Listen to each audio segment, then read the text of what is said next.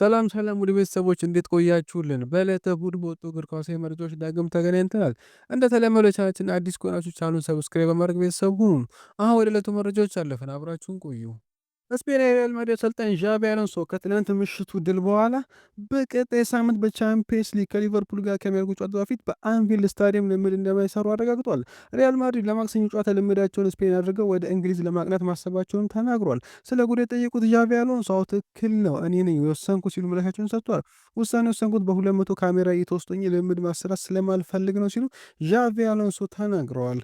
ናፖሊ የመሰረቱን አማካኝ ኮቢ ማይኑን በጥር ወር በውሰት ማስፈር ይፈልጋሉ። ይህንን የሚወሰት ውል በክረምት በቋሚነት ለማድረግ ይፈልጋሉ ተብሏል። የኮቢ ማይኑን ደሞዝ በሙሉ ለመሸፈንም ይፈልጋሉ። ፕሬዚዳንቱ ኦርሌዮ ዴሎሬንት ስለ ማይኑ ከኬቨን ዴብሮይና እና ስኮት ማክቶሚ ነገር መነጋገራቸው ሚረር ፉትቦል ዘግቦታል።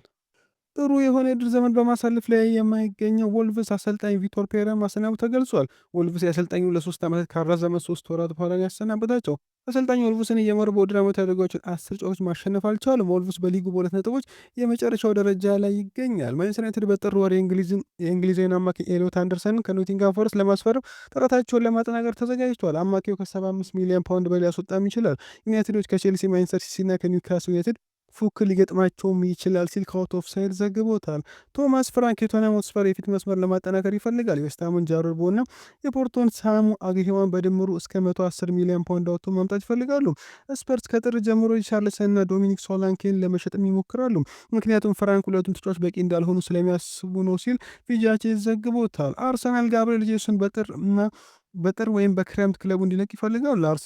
አርሰናል ለዚህ 30 ሚሊዮን ዩሮ የሚወጡ ጥያቄዎችን ለመቀበል ክፍት ናቸው። የእንግሊዞቹ በርንሞዝ፣ ፉላምና ዌስትሃም ተጫዋቾችን በፕሪሚየር ሊግ ውስጥ ለማቆየት ይፈልጋሉ። ኤሲ ሚላንና ጁቬንቱስ ደግሞ በሴሪያ ውስጥ ፈላጊዎች ናቸው። ብራዚላዊ አጥቂ በአርሰናል በሳምንት 265,000 ፓውንድ ያገኛል። የማንቸስተር ሲቲ አሰልጣኝ ፔፕ ጋርዲዮላ ሊጉ መሪ አርሰናል የሚጫወትበት መንገድ እጅግ አስደናቂ ነው ሲሉ ገልጿል። አርሰናል አሁን ሊቆም የማይችል ቡድን ይመስላል ያሉት ጋርዲዮላ የሚጫወቱበት መንገድ አስደናቂ ነው፣ ምንም ግብ አይቆጠርባቸው፣ መከላከል ረገድ በጣም ጠንካራ ናቸው፣ ግቦችን በተለያዩ መንገዶችና በተለያዩ ተጫዋቾች እያስቆጠሩ ነው ብሏል። ስቴቨን ጄራርድ ሊቨርፑል ማድሪድን ያሸንፋል ብሏል። የቀድሞ የሊቨርፑል ተጫዋች ስቴቨን ጄራርድ ሊቨርፑል ሪያል ማድሪድ ማሸነፍ እንደሚችል ተናግረዋል። አርኔ ስሎት ሪያል ማድሪድ ያሸንፋል ብዬ እጠብቃለሁ። ለዛሬው አሰልጣኙ አርኔ ስሎት መመስገን አለባቸው ሲል ስቴቨን ጀራርድ ከትላንት ምሽቱ ጨዋታ በኋላ ተናግሯል። የዛሬው ጨዋታ ለሪያል ማድሪድ ጨዋታ ብርታትን ይሰጣል ሲልም ተናግሯል። ዴክላን ራይስ ደስታ ገለጸ። ህይወቱ ያለፈውን አክስቴን በማሰብ ነው ብሏል። የመድፈኞች ሜዳ ተጫዋች ዴክላን ራይስ በቅርቡ አክስቱ በሞት እንዳጣ ተናግሯል። የአርሰናል ሁለተኛ ግብ ያስቆጠረው ዴክላን ራይስ የደስታ ገለጹ እሷን ለማሰብ እንደነበረ ተናግሯል።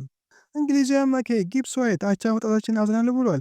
የማዕዘን ምቱ አስቂኝ ነበር። የኖቲንግሃም ፎረስት ተጫዋች ሞርጋን ጊብስ ዋይት ቡድናቸው ባለማሸነፉ መበሳጨቱን ገልጿል። ነጥብ ይዘን መውጣታችን ጥሩ ነገር ነው፣ ነገር ግን 3 ነጥብ ባለማግኘታችን በጣም አዝነናል። ማንቸስተር ዩናይትድ በአስቂኝ የማዕዘን ምቶች ጎል አስቆጥሮ የመጀመሪያው ጭራሽ አልወጣም ነበር። ከኳሱ በቅርበት ባልኖርም ሁሉም ተጫዋች እንዳልወጣ ተናግረዋል። ያ ነው ዋጋ ያስከፈለን ሲል ተናግረዋል። ኤንዞ ማሬስካ ከትላንቱ ምሽት ድል በኋላ እንዲህ ሲሉ ተናግሯል። በ3 ነጥቡ ደስተኞች ነው። በተለይም ግብ ሳይቆጠርም ስለወጣን ተደስተናል። ወደፊት ማስቀጠል እንፈልጋለን። ግቦች እንዳይቆጠርቡን በተቻለ ሁኔታ መከላከል አለብን ብሏል። አርኔ ስሎት ከሪያል ማድሪድ ጋር ስለሚደረገው ጨዋታ ጠይቆ እንዲህ ብሎ ይመልሳሉ። ሁልጊዜም የቻምፒየንስ ሊግ ምሽት በጉ ትጠብቃለህ። ባለፈው ዓመት ከሪያል ማድሪድ ጋር ያደረግነው ጨዋታ የበለጠ ልዩ ነው፣ ፈታኝ ነው። ቀጣይ ጨዋታም በጉት የምንጠብቀው ፈተና ነው። መሐመድ ሳላህ ለሊቨርፑል 250 ግቦችን ስለማስቆጠር ጠይቆ እንዲህ ሲል ይመልሳል። ለዚህ አስደናቂ ክለብ ግቦችን ማስቆጠርና ዋንጫዎችን ማሸነፍ ጥሩ ስሜት ይሰጣል። እንደ ቀላል ነገር የማላየው ነገር ነው። በጣም እኮራለሁ እና በስኬቱ በጣም ደስተኛ ነኝ። ሳላ ስለ ውድድር ዘመን ጠይቆም እንዲህ ሲል ይመልሳል። ደስተኛ አይደለሁም፣ ይህንም ከመጀመሪያው ተናግሬ ነበር። ለብዙ ዓመታት እግር ኳስ ተጫውቻለሁ። ለእኛ አስቸጋሪ ዓመት ነው። በጣም ጥሩ ፊርማዎችን አግኝተናል፣ ነገር ግን ከቡድኑ ጋር ለመላመድ ጊዜ ያስፈልጋቸዋል። እንዲሁም ብዙ ጥሩ ተጫዋቾችን አተናል። እርስ በርስ ለመላመድና እርስ በርስ ለመተዋወቅ ጊዜ ብቻ ነው የሚያስፈልገን። እናም ሁሉም ነገር በቅርቡ ይስተካከላል ብለዋል። ፔፕ ጋርዲዮላ ማርሙሽ ዩናይትድ ኑሪ በታህሳስና ጥር ወር የአፍሪካ ዋንጫ ላይ እንደሚሳተፉ ተጠይቆ እንዲህ ሲሉ ይመልሳሉ።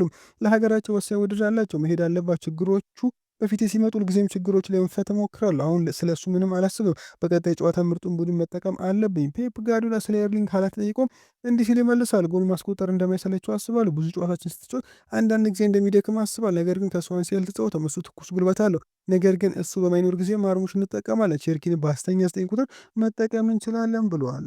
ሩበን አሞሪም ትላንት ምሽት ነጥብ ተጋርተው እንዲወጡ ስላስቻላቸው አመር ጠይቀው እንዲህ ሲሉ መልሷል። አመር ብዙ ተሰጥኦ አለው። ብዙ ተሰጥኦ ያላቸው ወጣቶች አሉን። አመር የበለጠ የተሻለና የበለጠ ወጥነት ያለው ተጫዋች ነው። የበለጠ ሳላ የማድረግ አቅም አለው ብሏል። ካርሎ አንቸሎቲ ስለ ሉካ ሞድሪች ጠይቀው እንዲህ ሲሉ መልሷል። ሉካ ሞድሪች አሁን በትልቅ ደረጃ መጫወቱ አያስደንቀኝም። በሪያል ማድሪድ የልምምድ ክፍለ ጊዜ አምልጦት አያውቅም። በ40 ዓመቱ ከነበሩት ምርጥ አማካዮች አንዱ እንዲሆን የሚያስችለው ሁሉን ነገር አለው። ትልቅ ስብዕና ያለው ተጫዋች ነው። ሞድሪችን ሚላን ጥሩ ውል አስፈርሟል። ብዙ እንደሚጠቅማቸው አምናለሁ ብለዋል። የቀድሞ ብራዚል ኮከብ ሮማሪዮ ብራዚል በሚቀጥለው የዓለም ዋንጫ ሻምፒዮን የሚል እድሉ ምንም ያህል ትንሽ ቢሆንም ማሸነፍ የሚችለው ኔይማር ካለ ብቻ ነው ብሏል።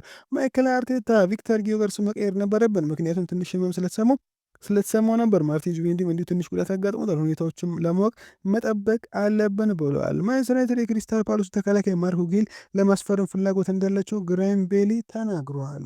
የባርሴሎና አሰልጣኝ ሃንስ ፍሊክ ወጣቱ የፊት መስመር ተጫዋች ላሚን ያማል እንደሚጠብቁት ገልጿል። ከላሚን ያማል ጋር መነጋገሮችን የገለጸው አሰልጣኙ ያማል ሁልጊዜም ከጎኑ በሆነ ጠብቀዋል ሲሉ ተናግሯል። አክለውም እሱ ምርጥ ተጫዋችና ግለሰብ ነው፣ በሪው በጣም ትንሽ ነው። በሌላ በኩል ሮበርት ሌዋንዶስኪና ዳኒ ኦልሞ ለዛሬ ምሽቱ ጨዋታ ዝግጁ መሆናቸውን አሰልጣኝ ሃንስ ፍሊክ ገልጿል። ጃደን ሳንቾ በአስቶን ቪላ እንደጠብቀው ባለመሆኑ በጥር ወር ወደ ማንቸስተር ይመለሳል ተብሏል። ኒውካስትል ዩናይትድ ለስቲቨን ቦትማን አዲስ ውል ቅድሚያ እየሰጠው፣ ይህም ከቼልሲ ከማንቸስተር ሲቲና ከፓሪስ ሰን ጀርሜን ፍላጎት የተነሳ ነው ተብሏል።